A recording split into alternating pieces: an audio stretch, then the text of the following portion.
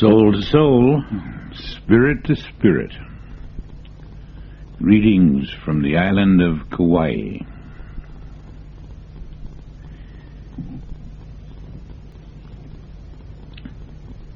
A problem that you may have felt is that Christ teaches, take no thought for your life.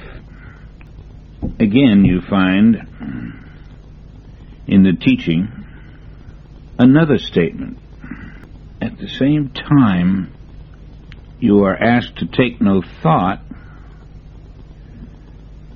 You are told, I am the Father, and you are one. I and you, I the Father, and you the Son, are one. I in the midst of you am mighty. Creation is greater than the human self. Greater is He that is within you than he that is in the world. There are many other truths that you are supposed to remember. And I call this to your attention so that when the call comes for help, when you're faced with a child who has leukemia, or an adult stricken with paralysis, there is a tendency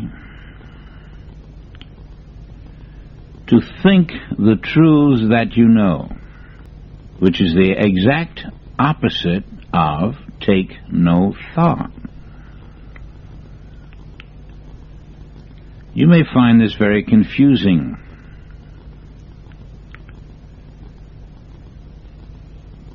And so it's important to learn how to face the situation with a clear channel. The answer is really very simple. To resolve the apparent contradiction.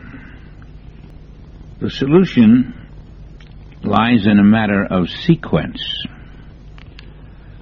You don't take no thought and try to remember these laws at the same time. And if you can't go right into take no thought, you simply remember the situations, remember the phrases, remember all the truth that you know very briefly. You're taking thought consciously, but it's getting you in the atmosphere of spirit, is preparing you to listen to Christ within, to feel that you and God really are one, to know that there is something in me that is greater than everything in this world. And when you do that again and again, when they're called about a child or an adult stricken or in some way needing your help, then these truths are in you. They're known. You deal with them every day. Then you approach the situation with no thought.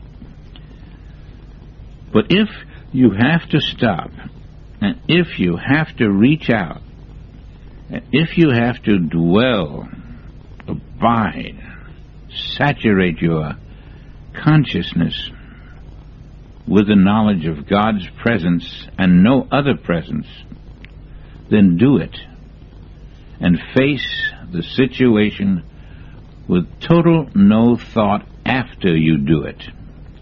I hope that clears it up so you're not in a position of feeling, well, how can I take no thought when I don't? I need to take thought to know these things. That has always bothered the student, and I hope you know now that what you do is bring God to the situation and then get quiet and let God do the work.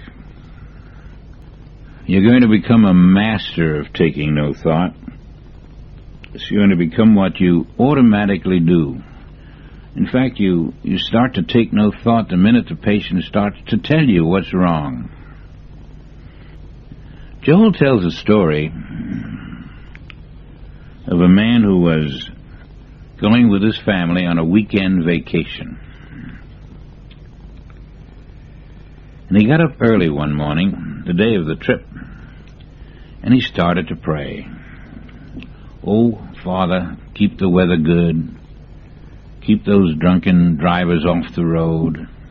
That sort of thing. And he just went about it very thoroughly for quite a while until he felt real satisfied. And the next thing you know, the entire family woke up in a hospital. His divine protection was not there, and he had taken the trouble to arise before dawn, appeal to God, ask for all the things they needed for comfort on the trip and for safety. What was he doing in a hospital? It seems that the various things he had mentioned were the things that had tripped him up. He had no idea that he was violating divine law. No idea.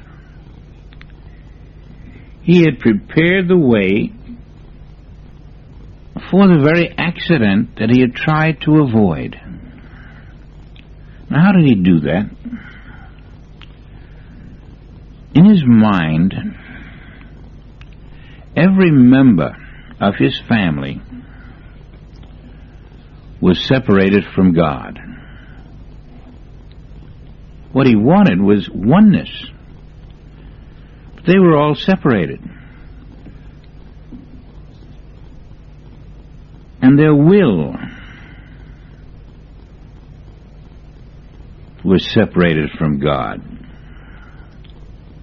And their bodies were separated from God. And his mind was separated from God. All the alcoholics had a life separated from God, and a body separated from God, and a mind separated from God. He wanted God, the higher power, to overcome and protect him from the lower power. And that sounded exceptionally reasonable to him. But he was living in a world of matter, of images. He had created with a bad power that he had created. And he experienced exactly what he believed. Many trusting souls think God will prevent and protect them from every evil. And when it doesn't happen, they're confused. Somehow they feel that God let them down, you know. Why didn't God do these things? I mean, I took the trouble to speak to God. But really, they let God down.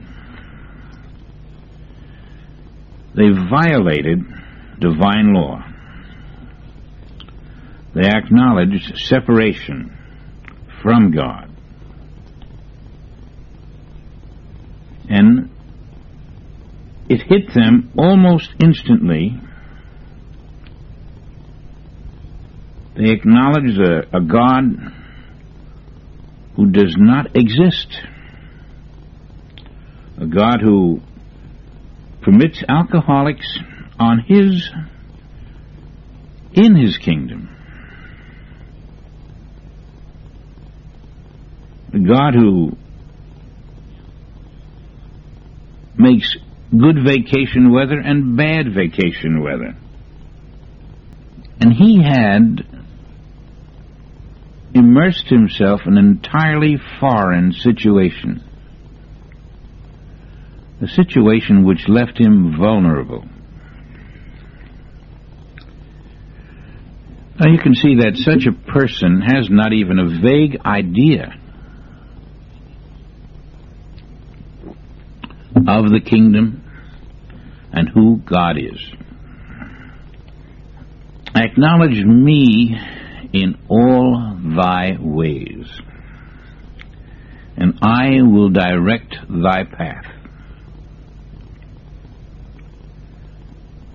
Acknowledge that the God you speak of so glibly is also your life, and that I and my Father are one life. Let's awake that power of our life and let it work by knowing it is within you. Because the life that we enjoy as humans is our sense of life. But the individual life, the real life, the life that is every man's birthright, acknowledge that eternal life, not only in yourself but in every man, the life that is perfection. Everyone in the world embodies that life. And everyone in the world must be included, not in your prayer, but in your basic knowledge. Invisible God life governs this world, unchanging, perfect, forever. Now let's suppose you go to an astrologer or a clairvoyant, and you get a reading, and the astrologer tells you that in 8 months there will be a tragedy in your life that will change it completely. That gets into your brain. It haunts you. It affects your work. It affects the things you do. It invades your thoughts. 7 months, 6 months, 5 months. What are you going to do about that prediction? This astrologer was not just an ordinary astrologer. He was the same one used by the president, the same one that Nancy went to. This astrologer knows her business. And you've got a big bundle of fear. You're losing weight. Your work really suffers.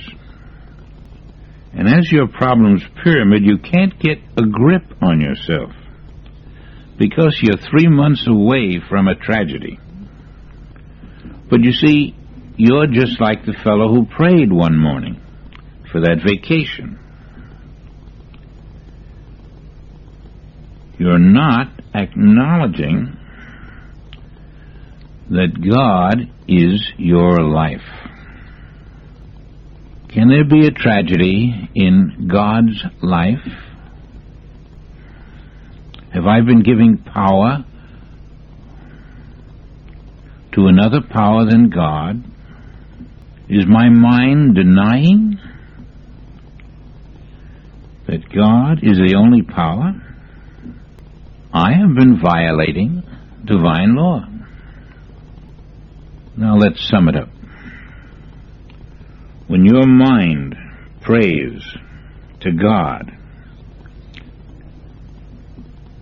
for attention, you're not praying to God's mind. When your mind accepts a strange power and strange possibilities, you're preparing for a real tragedy. And God hasn't prepared one for you. This is not the mind of God. But there is only one mind. What have you been using to think with? Does the mind of God fear? Does that tell you something about your mind?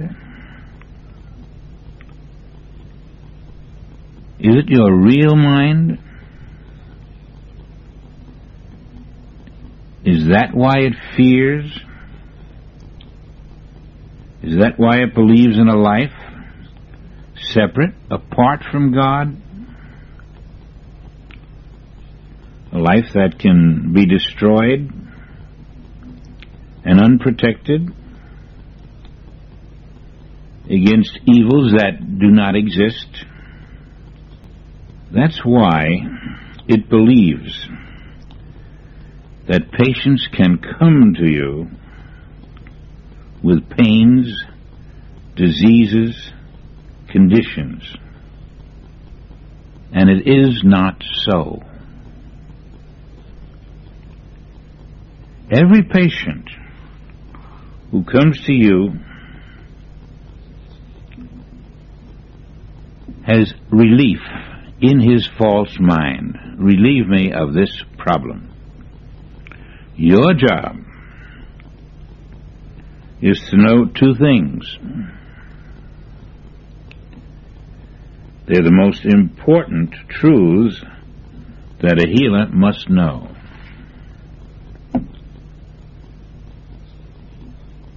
One, your patient is God. Two, your patient is perfect because God is perfect. Now that's your entire healing practice. You have the patient who is always God invisible. You must look at him, her. You must know that this is God. The problem is not there. Now that's simple to say. Later it's simple to do. It's got to become simple to do. Because you've got to see the truth. You don't have to heal that patient. You have to sit there. You have to refuse to be hypnotized. That's what you must do. Look at every patient and refuse to be hypnotized. But that's not all. Into the belief that he is imperfect, you must inject the idea that God made him perfect, keeps him perfect, and all this perfection is invisible. Now, how are you going to get that perfection out into the visible? First, know it's there. That patient is God.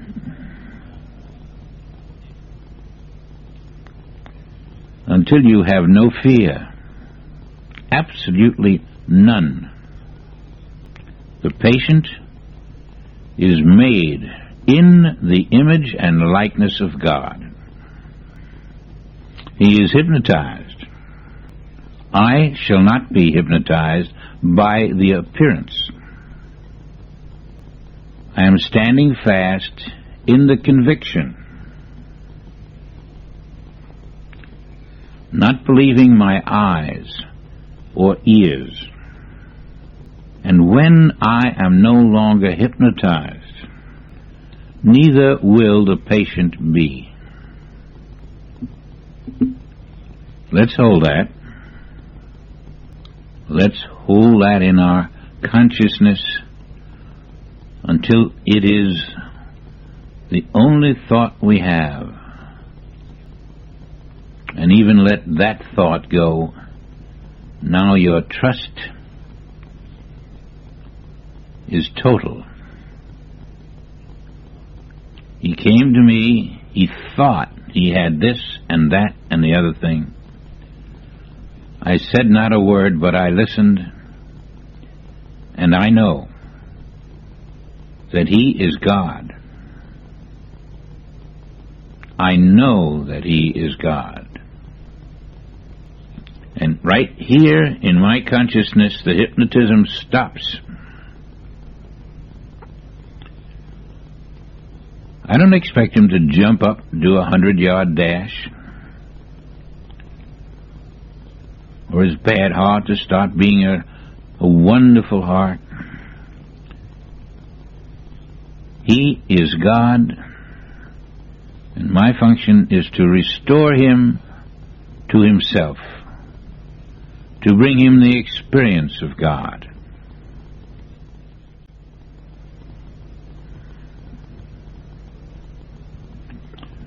Now, a girl phones from Annapolis. She has a kidney infection.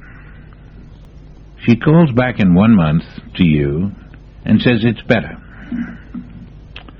The kidney seems to be healed. But she has a friend, and a friend had something quite similar. A friend went to a psychologist, and it came back to her friend later with increasing pain. Now, this that's she's free of in herself, will it come back? And you sit there and you think, well, if she gets back into the stream of thought with the world, it certainly can come back. But she doesn't know that. How can I tell her that there's a difference between spiritual healing and psychological healing? There's a difference in range and a difference in depth. Christ healing activates your soul. Psychological healing works on the mind level. The soul level is God ordained. The mind level has absolutely nothing to do with God.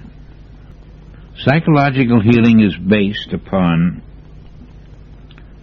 the premise that a wrong-thinking individual causes his own physical problem, and that a right-thinking mind can correct a wrong-thinking mind, and thus eliminate the problem. For a time, this seems to work, but there's a universal belief in the world, and it will eat at the patient. And the patient's belief system will incorporate that universal belief. And subliminally, it will embed itself in that patient. And while the patient thinks he is cured, something will happen inside to return again if that patient is still in the mind. Spiritual healing does not rely on the human mind. That's one human mind healing another human mind. But every Bible healing, there's not one, is spiritual. Jesus knew that he stood on holy ground. He dwelled in the secret place of the Most High. He had divine healings because he obeyed perfect divine will. And we must do the same. To Jesus, every so-called patient was God invisible, therefore perfect. Did Jesus care about the right thinking of an individual? Do you see that? Or the wrong thinking? He knew that no one is apart from God. He knew there is only one cause. He saw everyone standing on holy ground. He did not deal with the human. His job, our job, if we accept ourselves as healers, is not to change a bad kidney for a good kidney by right thinking, but to bring to everyone the experience of God's grace. It's the very opposite of correcting the supposed error. Christ healing. True Christ healing is the recognition of God's perfection. It has none of the artificial trappings that we mistake for technique. There's no laying on of hands. There's no willpower. There's no right thinking. There's nothing for the patient to do but recover from what he did not have, and to stop denying his birthright. As the Son of God, Christ went through the Holy Land breaking hypnosis. And that is what we are striving to do, to break hypnosis. The only thing we need is the consent of the patient to do it. And then he can be in China, he can be in India, he can be in the hospital. All we need is his consent to break the hypnosis. And we can do it from any part of the world. We will bring him the light which is already in him. We will bring it to the light. To pray without ceasing is the holiest prayer on earth. Lord, let me be an instrument of thy light. Let me be a bearer of good tidings. Let me see thy light in the darkness, in the darkest corners of the earth, in every heart, in every home, in every soul. Let the light that is man shine forth until the earth is transformed to heaven, until your creation shines forth with the power and the glory of thyself forever. We have been saying God is all. Then no person has ever died. When you realize that no one is sick or dying, then you really believe that God is all. And you're really abiding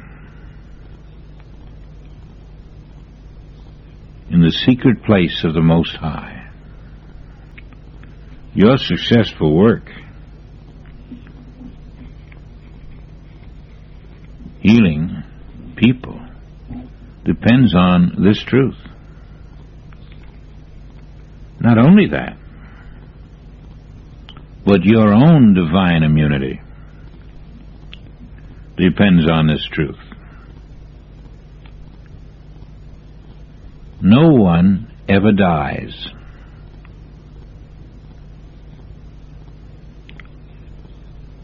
No one can ever die, because God is all. And with that truth, you can learn to face every situation with courage, with confidence, and triumph, and survive.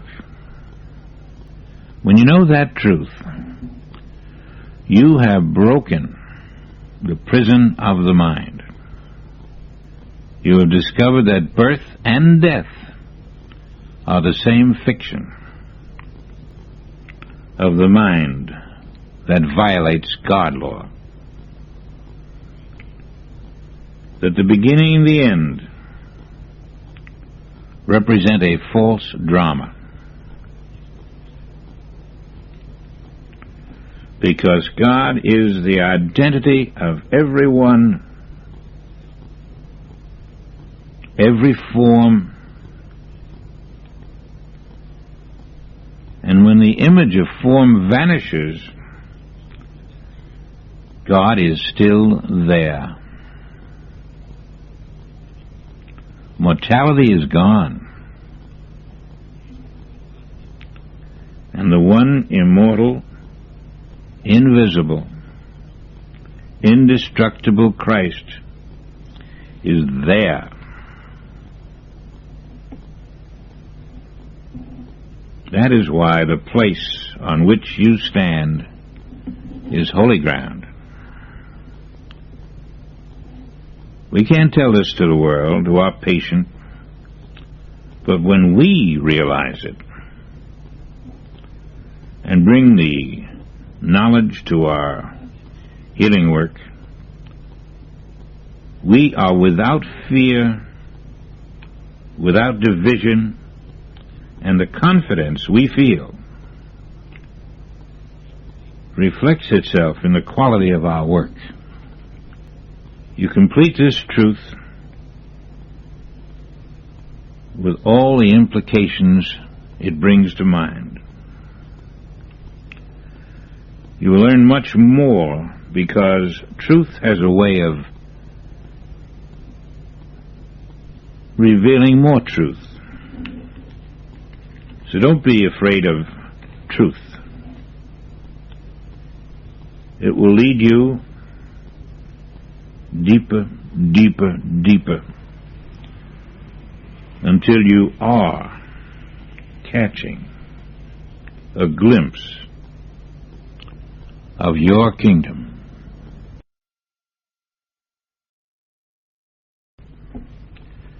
From this view of the nature of God and man, we begin to get an idea of the nature of man. The outer physicality is ever changing. The inner spiritual self is unchanging. It is the Word of God, the God self, that teaches the way to the kingdom. When you are controlled by your mind, your God self is not getting through. You don't give in, and you don't live in the rhythm of God. When you still the mind, your God self comes through, and then you are taught by God. Is that clear? The Word teaches you, and gradually you undergo a change. The outer changes to conform to the inner. Everything you must know is conveyed from within by the Word. And when the mind is still, and as you continue in the Word, it gives you new vision, new hearing, new sensitivity, always to fulfill God's will and purpose. And finally, when your lessons are learned direct from God, God teaches you how to be His Son. And the Word is made flesh. You must submit to the Word within, the Christ, who has the Father's ear. And by submitting to the Word, you are taught by God. Remember, only the Word survives. You can call it I. You can call it Christ. You can call it the Son of God. In everyone.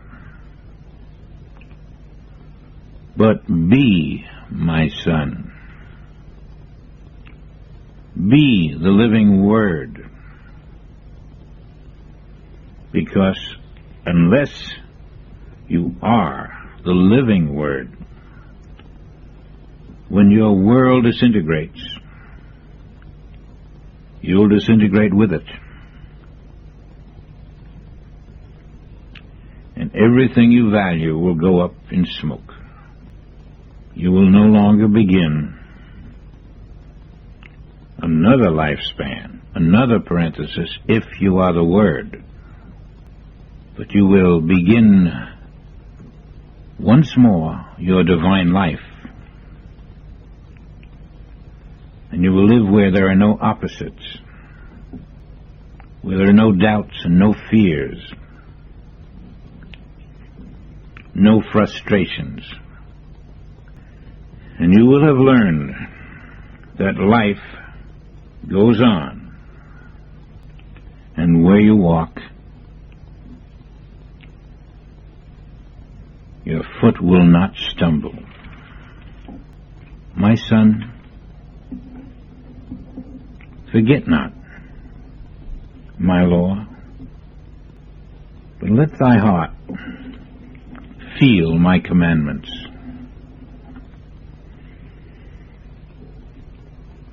This is the first verse of Proverbs. One of the greatest problems we have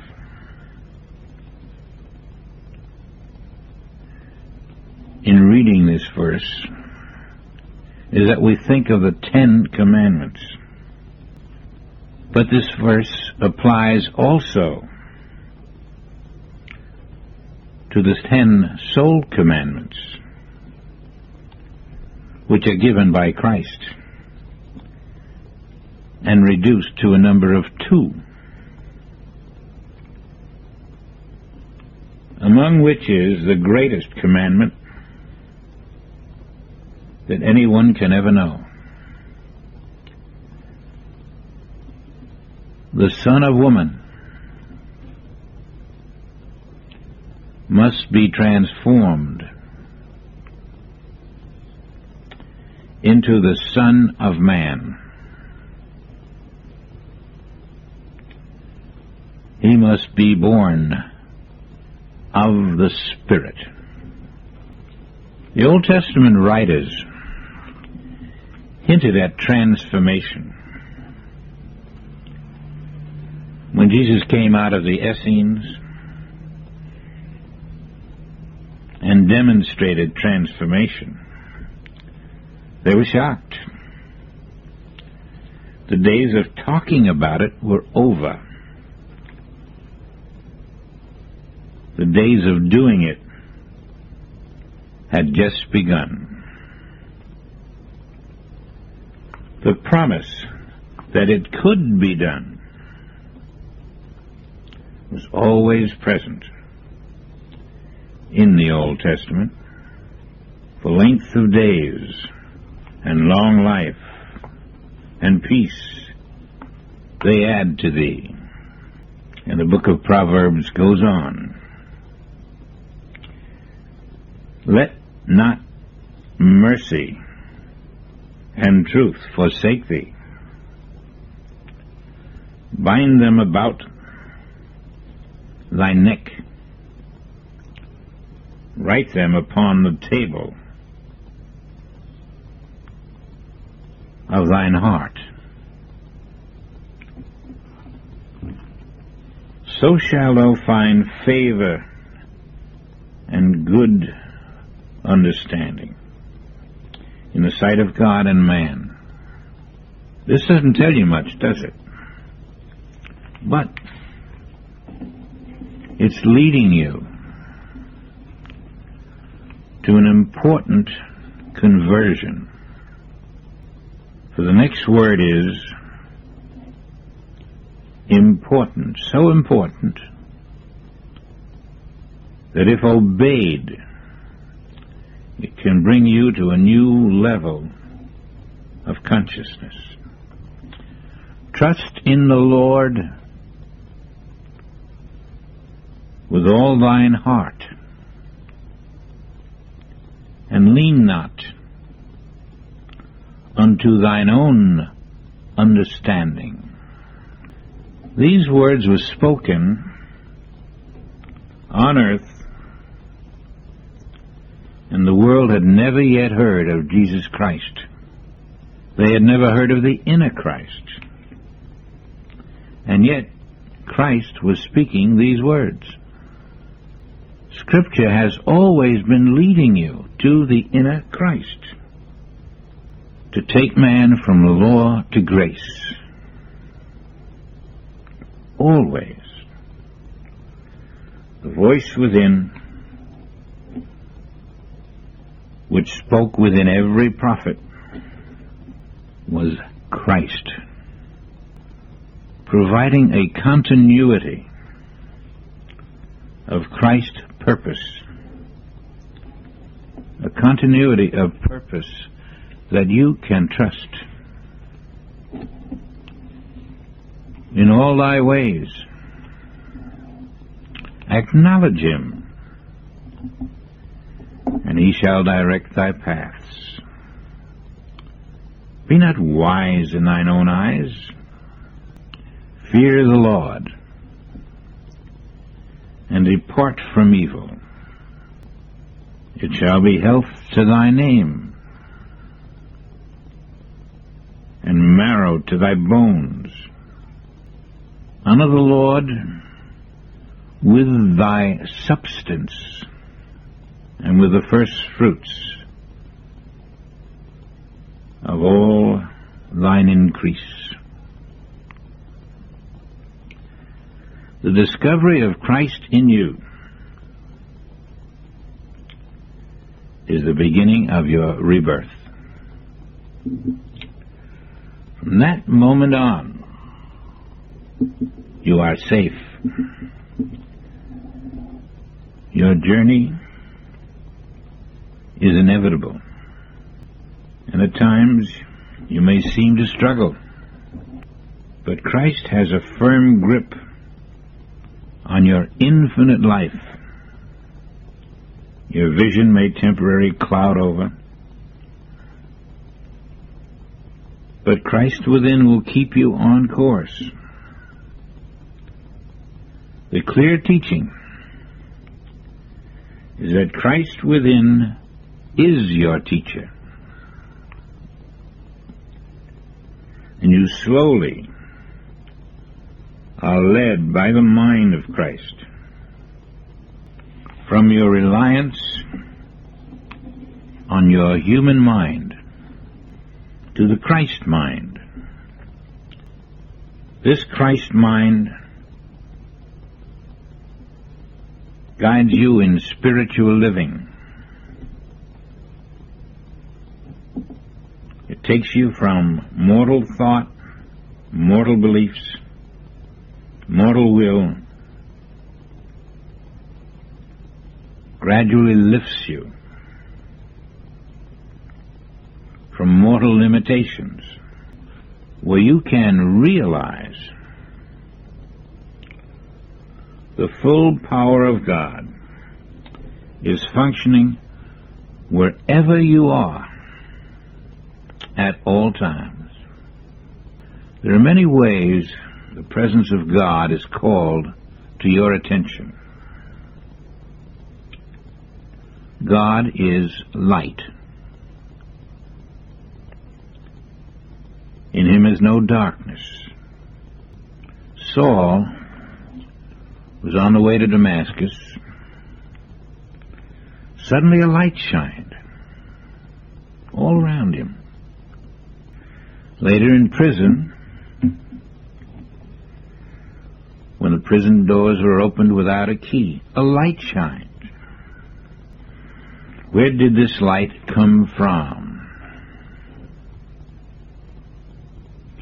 It was the light of Christ within Saul, shining without. And while you walk this earth, the light shining within is always there. And yet a little while is the light with you, so walk with the light, lest darkness come upon you. Walk with the light while ye live. Believe in the light, lest darkness come upon you. Light is another word for Christ. While you have Christ within you, believe in the light, that ye may be children of the light. So let's clarify this. When Christ is born in you, you are the child of God. That rebirth, that Christing, is the heart of Christianity. After your Christing, there can be no death. So it is said, you cannot follow Christ into death.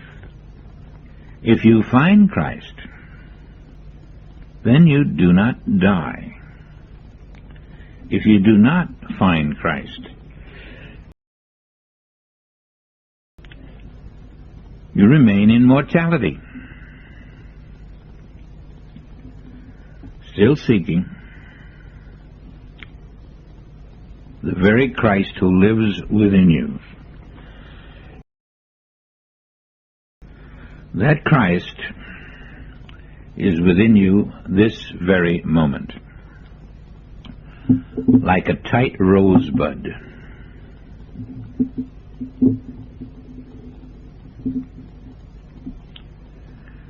Every divine law that you obey opens the rosebud a little further.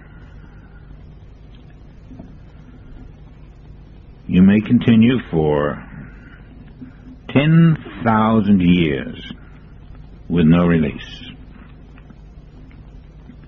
If you act humanly, and if you seek humanly, and maintain human goals and beliefs.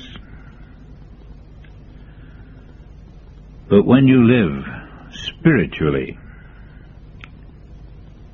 the unfolding of the rosebud accelerates, releasing more light, more Christ action, until your consciousness catches fire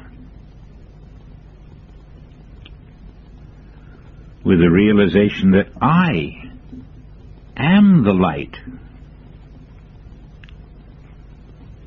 Then you can face the Red Sea or the soldiers in the Garden of Gethsemane, or even the disintegration of the world with its false suffering, and the light of God remains you. We have one important discovery to make now, and we'll do that after we meditate.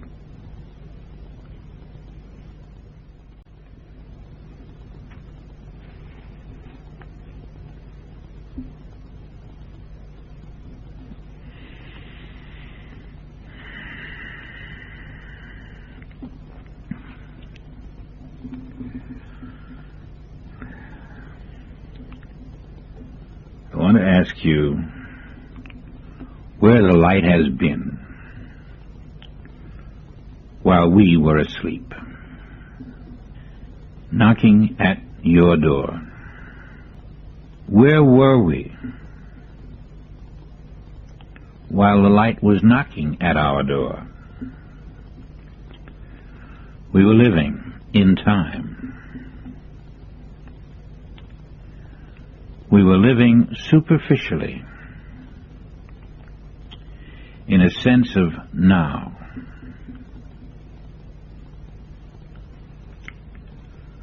But we were not in communion with God.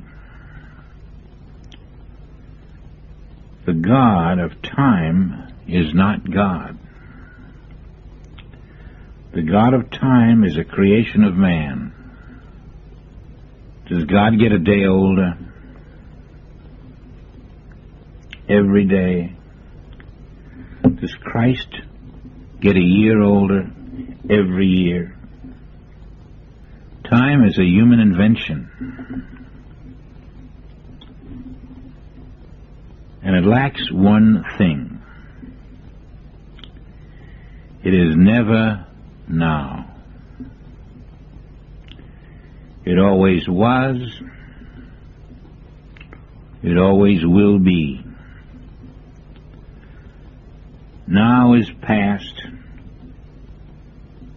Why do you even mention it? It's gone. In every second of time, you are dying. Like quicksand. Each minute passes away, to be followed by another, and another, and another, which always pass away just as quickly as the first. Now, how can man live in passing minutes? There's a mistake somewhere. isn't there? What a fool man is to call the sum of passing, dying minutes his life. That is not God's life.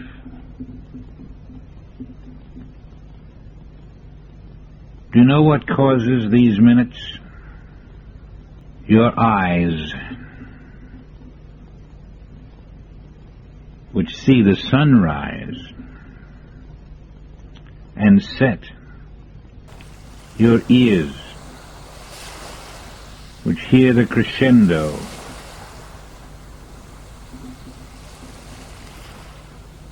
and decrescendo of the wave. Your touch, which feels the rise and fall of the wind. Sensations tell you that years have passed. Sensations that cannot report the miracle of Christ, who never grows old, and of God, who was never born and never dies, because he is always now. As the Son of God is always now. As we are always now.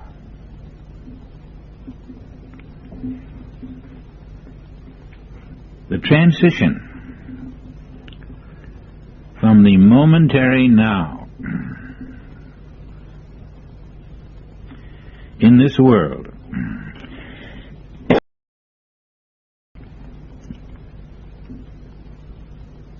to the eternal now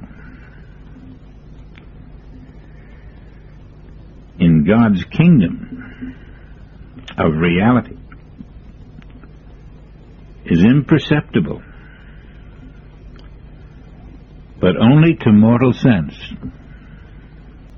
To you, your patient appears sick, but your patient is God. Then why does your patient appear sick? Because your patient is in a false now. He's in the fleeting now. The now that is gone the second it arrives. And God is in the now that is so permanent that the momentary now passes so fast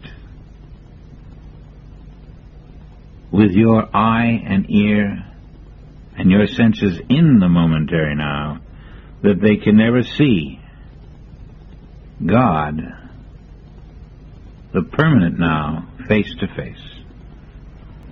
When time stands still in meditation, really still,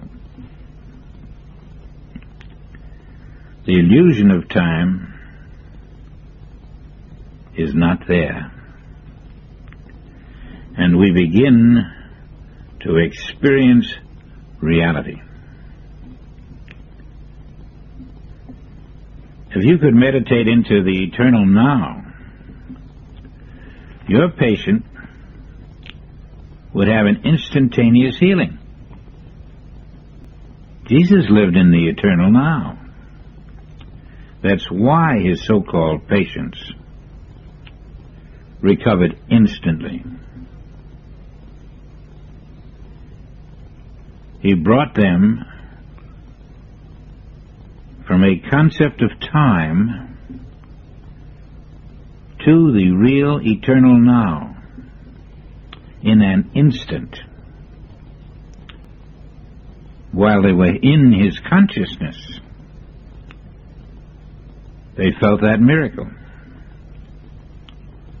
of instant healing. Jesus taught them that few there be who can follow the straight and narrow, and few there would be who might find it, because the straight and narrow is the now. Now gives us a total new world. In now, we find the secret way. Only now is God. If you want God, you have to go to now. Now is spirit. Now is the kingdom. Now is not yesterday. Now is not tomorrow.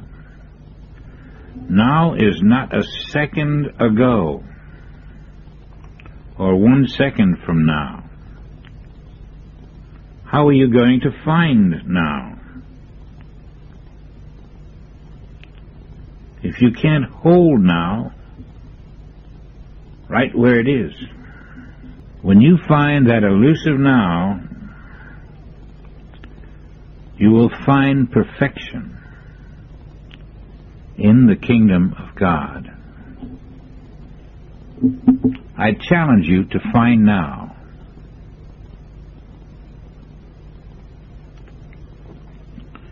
I challenge you to accept that challenge,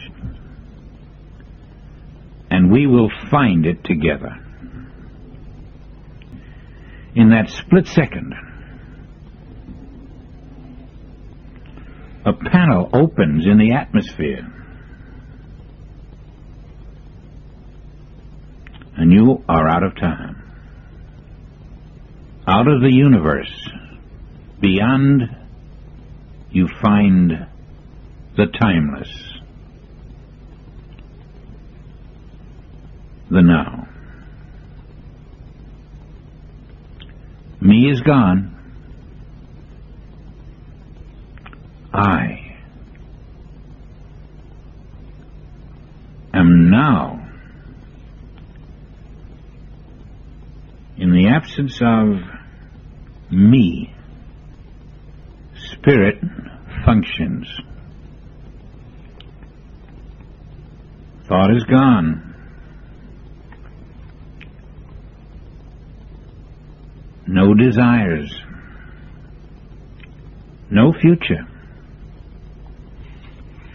No past. In this eternal second, which is the same as the infinite now, your daily bread flows in abundance.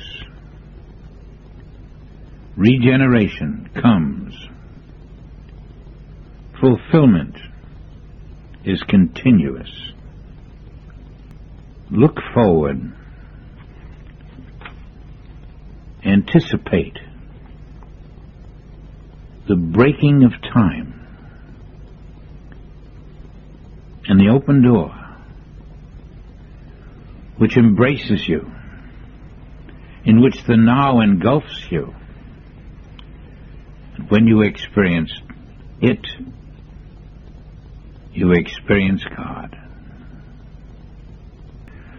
We are going to break through the illusion of time very frequently. It will come slowly at first, but it will accelerate.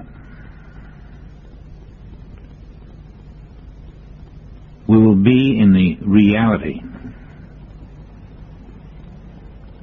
which is all around us, awaiting our perception.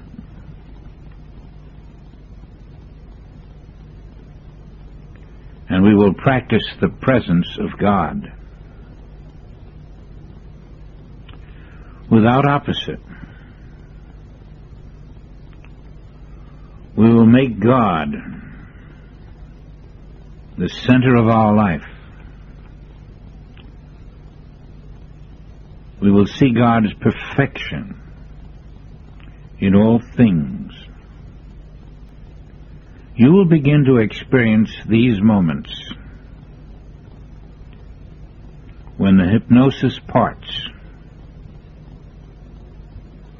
like a veil. When these moments become more frequent, you're close.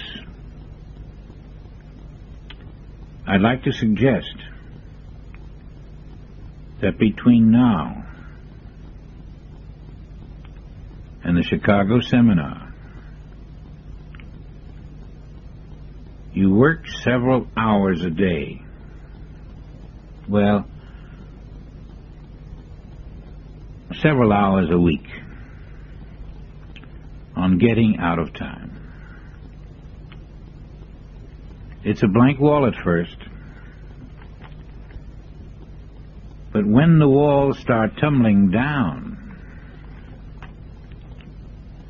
you'll know that you're more than halfway home. This series so far has revealed that spiritual progress has no closed end. The end is open. I believe we've come a long way. In Revelation, our responsibility is indicated by the depth of the insight we can receive. And as we receive it through Christ's revelation, we must share it with the outer world. We must ask ourselves, what am I here to do? What am I trying to do? As for healing, if we have patience, we are not trying to bring them good health. They have it. We are trying to open up their being to a new way of life so that they see it. We are freeing man from the world mind by freeing ourselves. This is a beautiful process. You are leading your patients to understand that they are God. You can't do it all at once, but you can start in your family. You certainly can train your children to know the truth. Quietly, silently, within themselves. You can train them not to broadcast, not to go out into the school and shout, I am God. You can train them that other people do not know. A child's mind is open. Open for your teaching. And you become a healer to your family. And you have a responsibility to them, which you didn't know you had. No, you don't pile them in the car and drive them to the hospital or the doctor. Your responsibility is to teach them truth. Not to sit them down and insist that they learn, but to intrigue them with truth. Whet their appetite. Let them ask you questions. Show them how the questions are solved. Always a finger to their lips and to yours. Yes, we have a responsibility as healers. We can train maybe 200, 300, 500 healers, people who are not hypnotized. You see, that's our subtle purpose. When they are not hypnotized, when they can face universal beliefs, when they can stand in their own Christhood knowingly. And so you must be an example. You must be trying to live the Christ way. I wish to assure you that certain things will happen. Oh, you will go so long, and you will think, when do I enter the kingdom? How do I enter the kingdom? Where can that kingdom be? Obey my commandments. Abide. Dwell in the secret place. Faithfully. Be assured. You have a trustworthy teacher. Christ within is on the job throughout eternity. Take advantage of it. Let us meditate now with a firm knowledge that I am Christ. I am Christ. I can never die. Wherever I go, Christ is within me. And whoever I see, Christ is within him, within her.